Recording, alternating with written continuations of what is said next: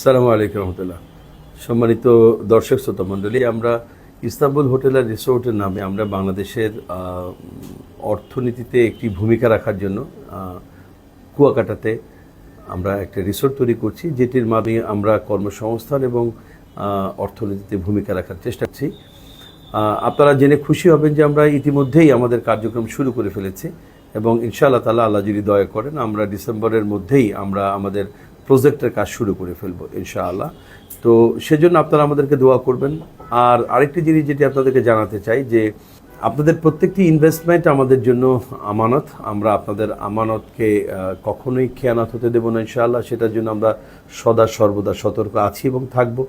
এবং আপনাদের এই ইনভেস্টের এগেনস্টে আপনাদের যে প্রত্যাশা, আপনাদের যে কাঙ্ক্ষিত লভ্যাংশ, আমরা আশা করছি এটা আমরা আপনাদের সঙ্গে আমাদের কমিটমেন্ট অনুযায়ী যথাসময় আমরা ইনশাআল্লাহ তাআলা দেয়া শুরু করে দেব এবং আপনারা যথাসময়ে আপনারা পেয়ে যাবেন।